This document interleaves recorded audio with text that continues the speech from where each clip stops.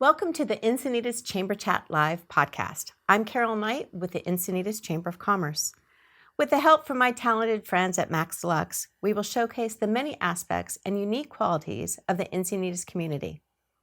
Whether it be focusing on local business owners, advice from experts, or highlighting some of the local gems Encinitas has to offer, we hope you'll find this podcast informational and entertaining. I figured we would mix it up a little bit this episode and talk a little trash. Actually, it's trash, recycling, organic waste, and how businesses can make their trash into treasure. I'm happy to have as my guest today Jim Ambroso, EDCO GM, and Logan Betz, account rep, and my favorite trash and recycling expert. Welcome. Glad to be here. So, EDCO Waste Management is a leader in the zero waste movement. But I imagine when you guys formed, zero waste wasn't even a thing. Not at all. In fact, our company is family owned and operated. Over 56 years we've been in business here in San Diego County. When it started, the owners, Mr. and Mrs. Burr, started with one truck here in San Diego County and went out and just picked up trash. And that's all it was about, was picking up trash for a long time. They continued to grow, picked up more customers. They partnered with other businesses, other family-owned businesses, and pretty soon we have a much larger EDCO Waste and Recycling that we see today. We're one of the largest independent companies here in California for sure. We service San Diego County, we service into Orange County, LA a little bit, but we're predominantly a San Diego County based and operated waste and recycling company today. Are the Burr family still in the business? They are. Mr. Burr passed away just a little over a year ago, but his wife Sandy is still working every day, and some of the family are still involved. Yeah. Well, I mean, obviously, we've all seen the evolution of trash, where, I mean, the trash man used to come to the top of your driveway and get your own trash bin, versus now where everything is so automated. Yeah. Over the years, and it's really been in the last 30 years that we've just totally revolutionized the business. Driven largely because we're all interested in recycling now and focusing on what we can do to save the planet, to do better handling of resources, managing of resources. So what used to be, like we said, pick it up, throw it in the trash, take it to the landfill. Today, we have to look at it and see what value there is in there. How do we sort it out? How do we protect what's emitting to the environment? That's a good segue. Logan has joined the Chamber's Environmental Sustainability Committee, and it's a group of individuals, companies, organizations that really want to make sure that businesses are sustainable, and Encinitas in the greater North County. So tell me a little bit about EDCO's support of helping companies become sustainable. One of our kind of catchphrases, maybe unofficial, is that we are not a trash company. We are a recycling company. We don't own landfills, but we've owned very large recycling sorting facilities and our organic digesters that we've recently installed. And so because of our focus on recycling, we're able to help and educate businesses into diverting as much waste as possible from the landfill and turn it into something we can recycle. And we're in a great position here in San Diego County. We have access to so many parts of the world and so many buyers for all of our material. And we're really able to recycle a huge portion of San Diego's waste. So give me a little firsthand account of what that could look like, let's say, for a local restaurant in Encinitas. What do they do with their waste, their recyclables, their trash?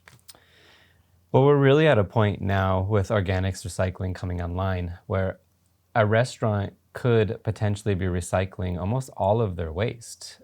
The only thing that really remains that's really hard to mine out of the waste stream is flimsy plastics.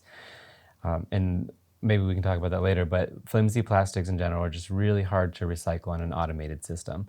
But otherwise, all the food waste is recyclable. If we're using paper, fiber-based products, that can all be recycled in the organic digester.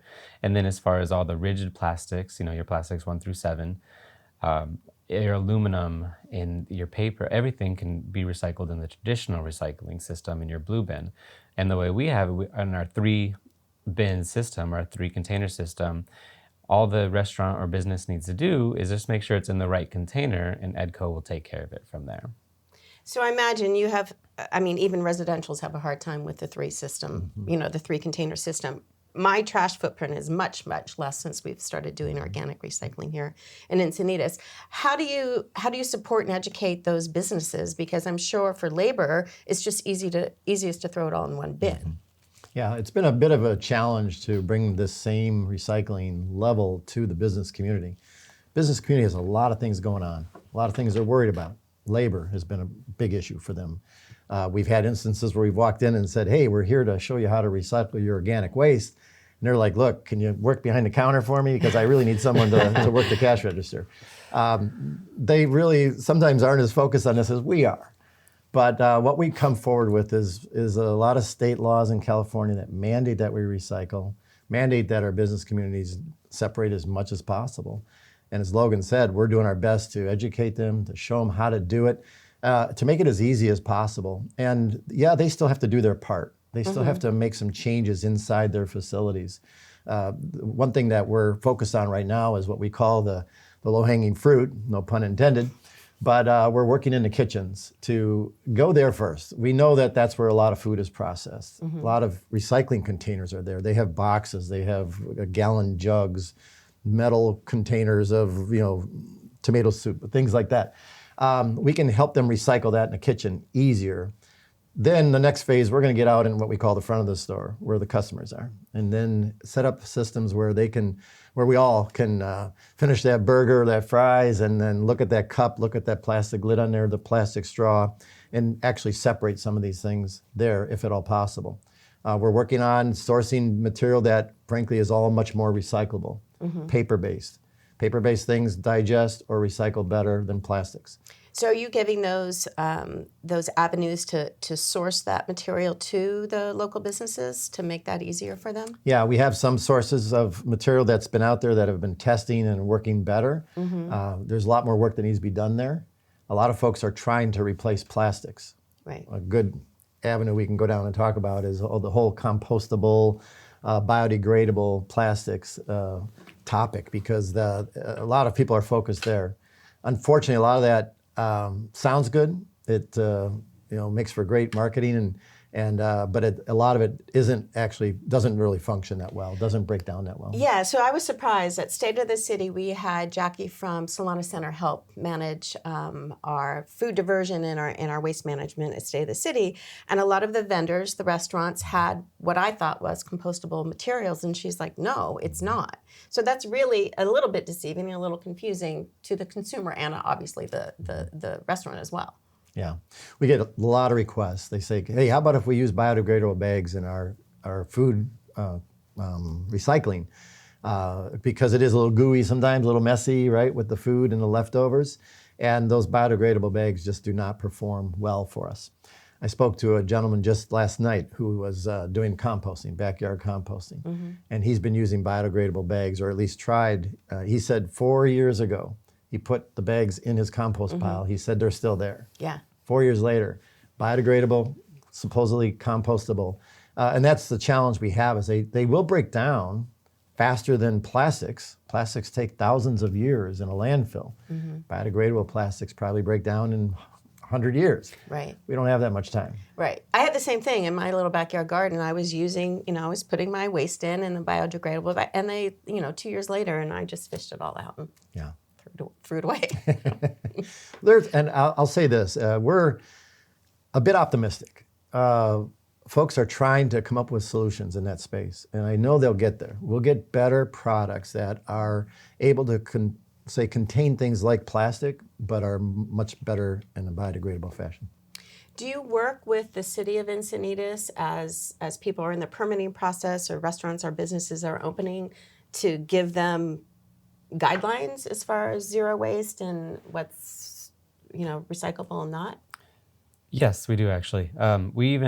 We'll actually even be involved in the planning and designing of the building. We call it enclosure approvals is kind of what we call it. And we just kind of make sure they have the space for the containers that'll be necessary to separate all the recyclable material. And then all the way through, a lot of times we'll get businesses that contact us, will this work in your system? And it's a little bit difficult to like recommend specific brands, from our standpoint. We don't do anything like that, but we do kind of say, hey, this is what you're looking for. And I've worked with a lot of businesses around, even established businesses, in helping them revamp their products, not revamp, but buy new products that are more sustainable and more usable mostly for organics recycling. A lot of the coffee shops have completely bought brand new cups and brand new plates and things like that so that they recycle better. And I've seen companies go from 9 yards of trash a week to 6 yards of organics a week and maybe just a 95-gallon bin. So the businesses that really try, we're able to work with them and other partners like Solana Center to really help them make this work and get closer to zero waste, if that's the goal. Yeah, that's remarkable. I was at Lofty Coffee. That's what I was thinking about, actually. Yeah, and because they're as much as possible, they're using glassware, stoneware. They're doing a really great job. Yeah. And then they have their 3 bins right there for the customers to use. Yeah. It's great. They really have. Another thing that I like to say too when I'm working with businesses is, recycling is a hierarchy, and we're probably the 3rd or 4th rung down on that hierarchy. The reduce and the reuse is always going to be better than sending it to us, as much as we want the business, but it's still going to, when it comes to getting to zero waste, that's always better than disposing of something. And so for Lofty, they've converted to almost all reusables, and they have the customer-facing bins where they can easily take their dishes and put it in a place where they can be gathered and rewashed and reused. Right, and some of those customer-facing bins are easier to understand than others, right. And they're doing a good job. Yeah. They're doing a great job. So we've been talking a lot about waste and recycling. How about like building and commercial materials? If you're remodeling something, or you're just waste from building a new unit. Yeah. Well, we refer to that as our construction, demolition, recycling. And there's a whole lot of material out there. As we've grown into different parts of the county, as we've begun to build inside our cities now, densify projects, a lot of construction waste coming out. EDCO, several years ago, invested in an infrastructure for that material. Down in Lemon Grove, for example, we built a very large construction, demolition, recycling plant that can take hundreds of tons a day of material and separate it into 20 different components. So we pull out the wood, the metal, the drywall, the rocks, concrete, inert dirt, aluminum, different metals. All that construction waste used to just go in a landfill. Now we can separate it out, and actually we have markets for all that material to get it out and reuse it again. It's a very expensive system because you can well imagine a lot of that has to be crushed with really expensive crushers and grinders and whatnot. But that's, as Logan said earlier, we're not a landfill company. Our mission is to push everything we can out of the landfill into recycling components, and construction waste is a big part of that. So once that's repurposed, where does it go? Does it stay in California? Does it get shipped elsewhere, or? I'd say most of the construction and recycling stays here. The wood, for example, we grind up and make a mulch product out of it for the most part. The metal is probably the only thing that goes overseas. A lot of the metal is recovered and shipped back to Asia, where a lot of materials come from. But all the inerts stay here. We integrate it right back into our concrete, our asphalt production, put it back on roads. So it just took an effort to get it separated into components that are reusable. That's a great story. That's a great story. And I mean, and really it's full circle at that point. It just gets reused and recycled. All right, so on the metal, you have a story or a guy, maybe you can relay to everyone about like my can. Let's say I have a soda can and it gets recycled. He can sort of tell where that recycled can ends up? We have a guy named Bob Hill. He's our recycle expert, and he can probably tell you the full life cycle of almost every recyclable material, at least that we process. Aluminum, I think, is particularly exciting because most of the aluminum that we capture here goes to Anheuser-Busch, I believe, and stays in California and just gets turned right back into another beverage can of some sort. And so most of the aluminum that we process stays here in California, which is pretty exciting. There's a couple other exciting stories, like a lot of our cardboard, I've been told, gets turned into shoe boxes for Nike. I really like that idea. It's every time I see the man, I get excited and I ask him, fish whatever information or cool story I can. Right. But those are kind of my two most exciting right now. Oh, that's pretty neat. Now, this is a side note. Our cans and our glass bottles have that 5-cent redemption, but I assume most of it ends up in recycling, and not a lot of people actually go Right. and turn that in for 5 cents. Are you feeling the same? Yeah, that's true. It might change a little bit, maybe not. That's referred to as the California Redemption Value Right. Program. Right. And it's changing quite a bit. Beginning next year now, wine bottles will be assessed at 5 or 10 cent fee. I hear that everywhere. I hear that everywhere. And it's true. Wine drinkers are like, oh no. But there's a lot of history behind that. The wine industry did a great job of exempting themselves from the fee way back when it started. For good reason. Back then, the wine industry was really beginning to explode up in Napa. This is in the 80s. And so we were trying to establish not only markets here in California, around the country, but around the world. And Mr. Mondavi and I forget one other one, lobbied Sacramento pretty heavily, kept them out of the program. And it worked because now Napa wines, California wines are everywhere in the world. So it was a great idea. But last year, the legislature said, okay, time for you to come in. So California wines or anything sold here will be assessed. But here's what's interesting is the wine bottles, we do recycle that glass. And almost all of our glass, it gets made into wine bottles right here in California by the wine makers. So talk about closed circle. We're going to have wine bottles recycled, and they're going to go right back and become new wine bottles. It's interesting because the clear glass, all the glass that gets mixed and crushed in our systems ends up making a darker bottle, which is perfect for the wine. Oh, that is interesting. And something to make note of. It'll feel better now when you drink that bottle and recycle it, right? Exactly. All right, so for going back to the businesses, let's say the restaurants or the, restaurants and bars, I assume then they'll start returning those bottles. I don't think they currently do they, for the 5 cents? Do you know? Most just give them to us Yeah. when we take care of it. But when they absolutely could, there's nothing preventing them from doing that. It's just the work, and is the work valuable to them? Right. And is that separate from you guys? Do you take those and give money back to people, or is that a whole different facility? We have one location in San Marcos where I should say two. There's one in Fallbrook, one in San Marcos, where we have buyback center, it's called, and folks can bring their bottles and cans in and we'll redeem them for them under that California program. It's a very highly watched, regulated kind of program. The state's very careful about how that's done, and we have to document every exchange and whatnot. So there are places to take it. There are a few more in North County, not as many as there used to be because it's really difficult for folks to make that business work. Right. We're in the business of recycling, so we add it on as an extra service. Right.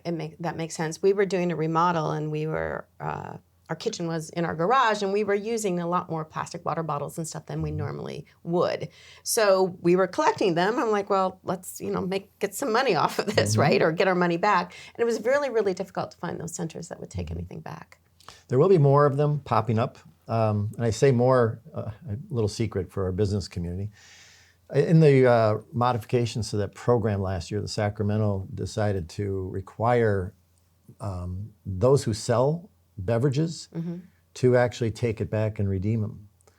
Now, just started, I think, a few months ago.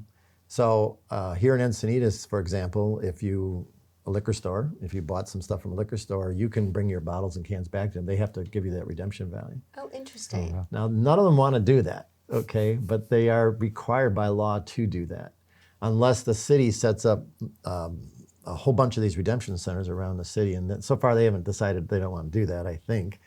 But everyone's starting to react to this now, and we'll see where it goes. But 7-Elevens, liquor stores, grocery stores are all going to be required to pay you for your bottles and cans if you brought them back. I'm learning so much today. I still remember when we bundled up our newspapers, and we'd have bundles and bundles of newspapers and then bring them to the recycling, probably in the 70s or the 80s. Yeah. How about What's that? a newspaper, by the way? I'm still a faithful reader. Probably it was mainly in my recycling bin, actually. All right, so EDCO, you guys are such a big community supporter and a community player. How are you involved, Encinitas specifically, but in North County beyond recycling and waste management? Well, EDCO, first of all, we feel so fortunate to have the ability to service most of the cities in North County, all over the county, we actually do. And we are a family business. We have long-standing relationships with so many community leaders.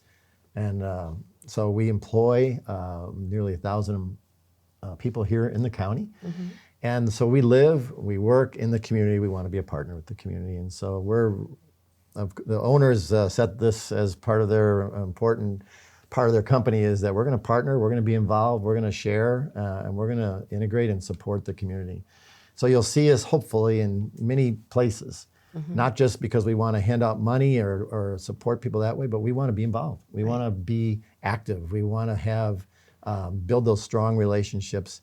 And as a manager of a company, I want to hear too if we're doing a good job or a bad job. And if there's some place we're messing up, we want to know that too. And so we prefer to be integrated, networking, involved, and helping the community as much as possible. Yeah, well, I know we appreciate your support through State of the City, through Oktoberfest, even the Olivenhain Oktoberfest that I'm on the board there as well. Just, even the cardboard trash bins are, it's those little things to you are really big things to nonprofits. So we appreciate that. All right, let's talk a little plastic, and then I have to get to the digester. So flimsy plastic, Encinitas and other cities around the world have had a ban on plastic bags. Right. They're still prevalent everywhere, the flimsy plastics. If you get a package in the mail, they use those flimsy plastics puffed up with air to kind of pad your product that you bought. And then commercially, a lot of things that are shipped are wrapped in plastic, saran wrap or things like that. And there are companies out there that are able to maybe start recycling that material. But in a system like ours, where everything's integrated, unfortunately, it just doesn't act the way we need it to be sorted properly in the systems that we use to recycle, to separate things. And so they really are just bogging things down. And while the cities have put a ban on just plastic shopping bags, the flimsy plastics are still so prevalent. They're everywhere. And unfortunately, it's just something we're not prepared to take at the moment. Right. So the options are paper, obviously. Paper, we love paper. Yeah, yeah. So paper is recyclable in both the recycle stream and the organic stream. And so I even suggest, a lot of times I'll tell residents, mostly this is kind of a suggestion for residents, but it does work for the business community sometimes too.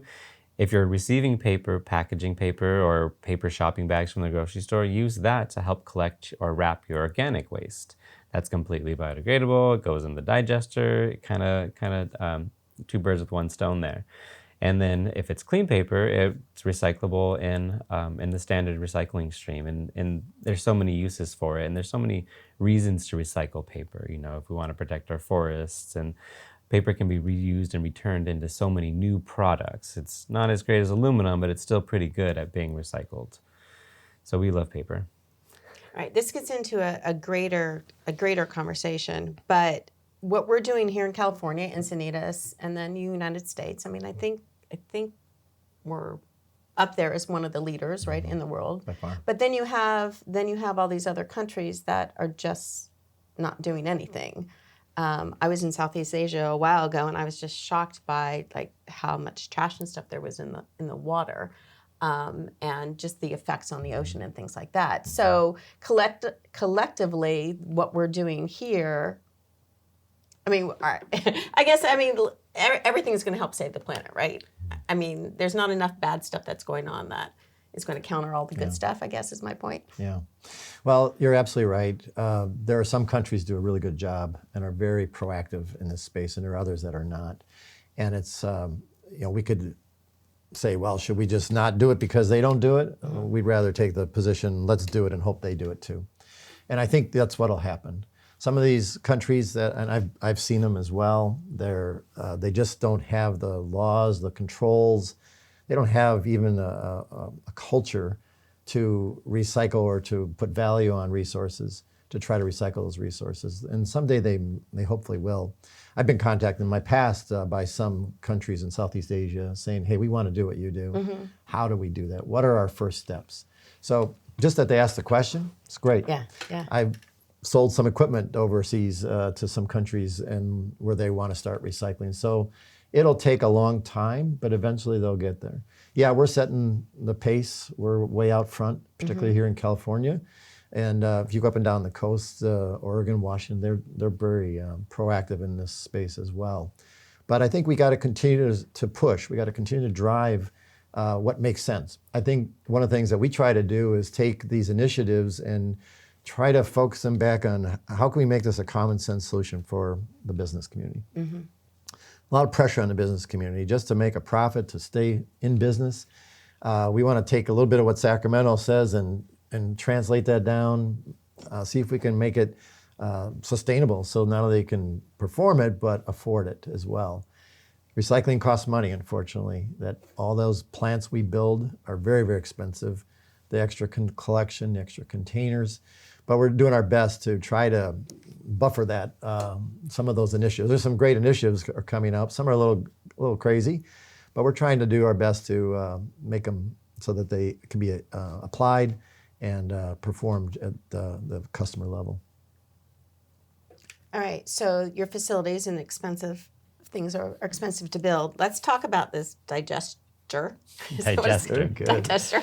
Escondido. I know I actually was in a meeting with Encinitas Mayor Crayons a couple of weeks ago, and he brought out his iPad with pictures because he was just so impressed about this machine. Can you tell me a little bit about it? Sure. So it's an anaerobic digester. In being anaerobic, so without oxygen, allows us to capture the naturally produced gases from breaking down the organic material. And because we're able to capture that, we can refine it and put it back into the city gas lines, which are the same lines that our trucks tap into for fuel. So we're talking about closed circles. There's another closed loop is, you give us your food waste. We come and pick it up in our truck. Our truck takes it back to the digester, make gas. That gas goes back into the truck so we can come back and pick up your food waste. So it really is a beautiful closed loop. And the more food, the more participation we get, we're going to be able to just kind of expand that closed loop and maybe power more vehicles with this gas that's produced from your food waste. The digester, it's from the outside, it may be a little boring looking. It's a big green tube. It's incredibly large.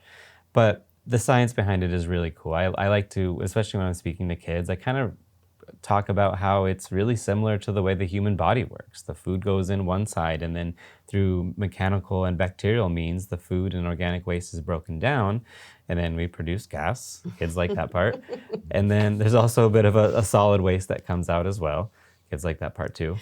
And that is the mulch that we hear about, and then we kind of cure that, and that can be used in agriculturally or home gardens and things like that.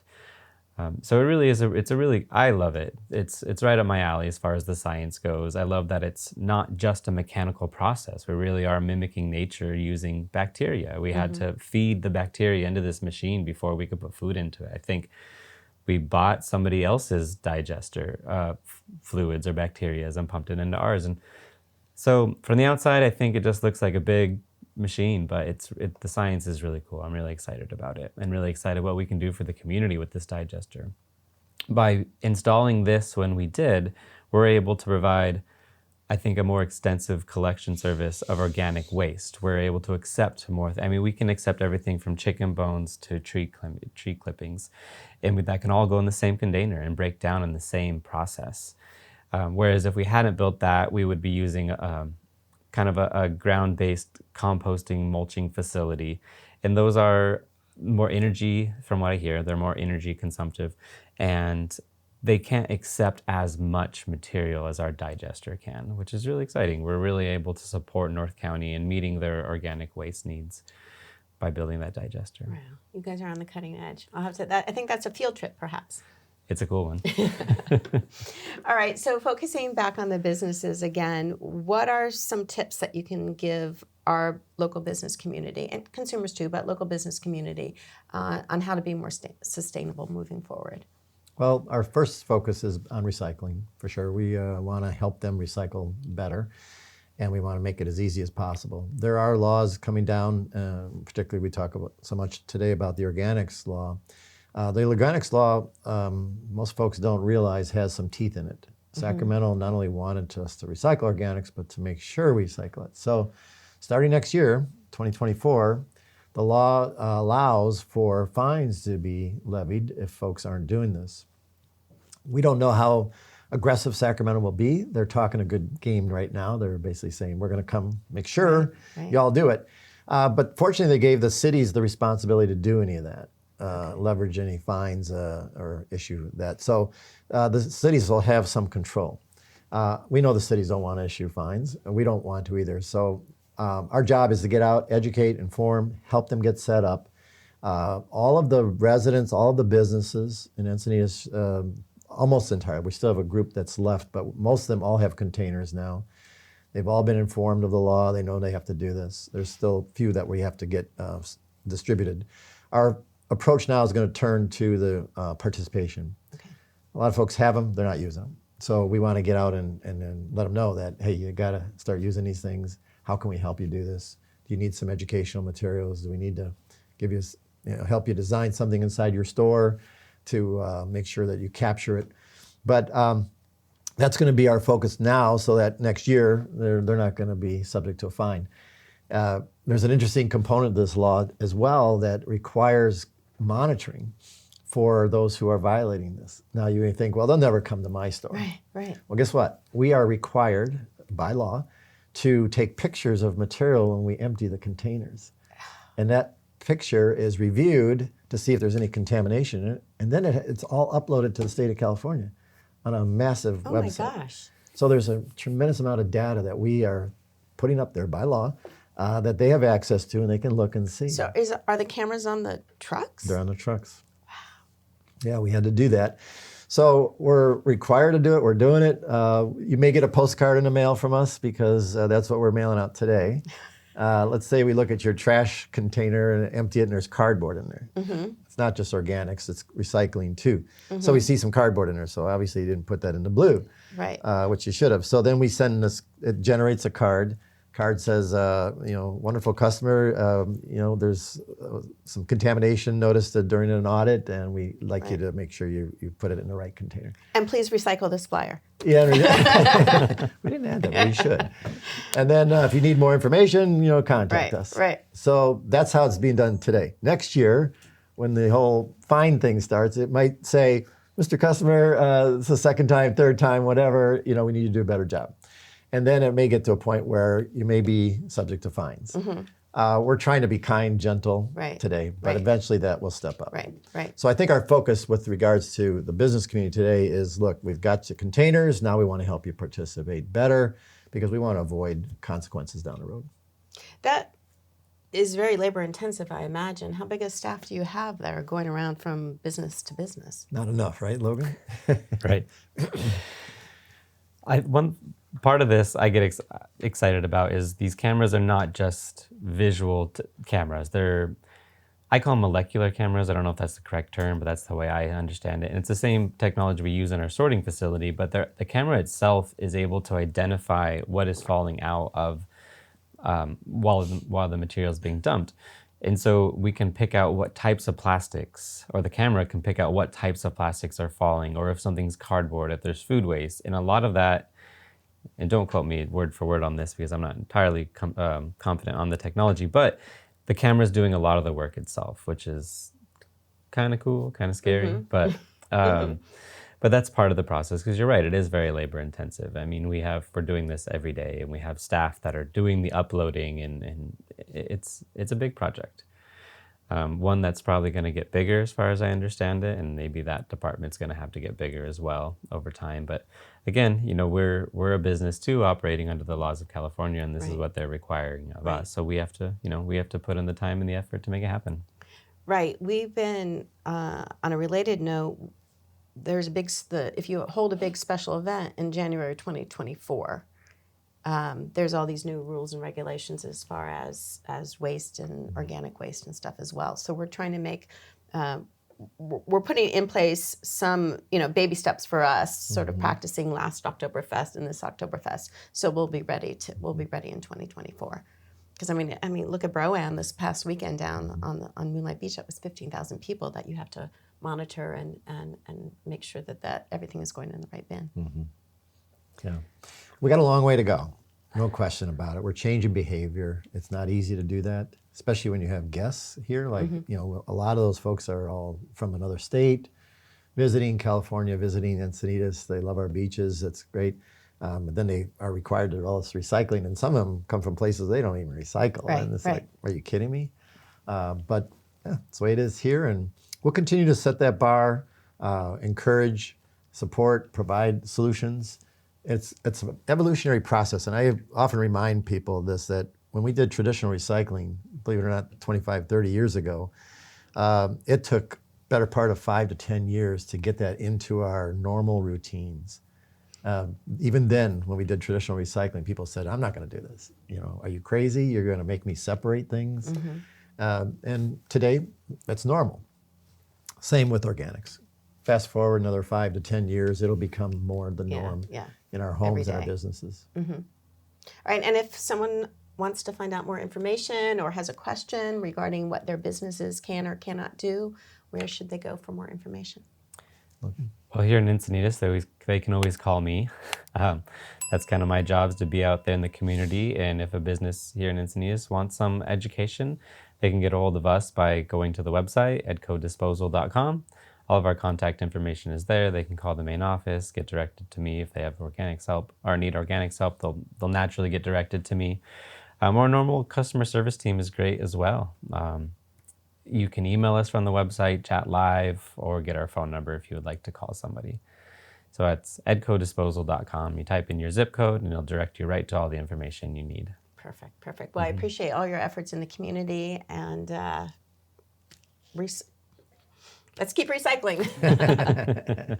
Thank you for giving us the Absolutely. opportunity. Thank you so for much. coming today. We appreciate it. Thank you for having us. Thank you. Thanks for tuning in, and thanks to our sponsor, MaxLux. Join us again for the next episode of Encinitas Chamber Chat Live. For more information on the Chamber and its activities, please visit EncinitasChamber.com.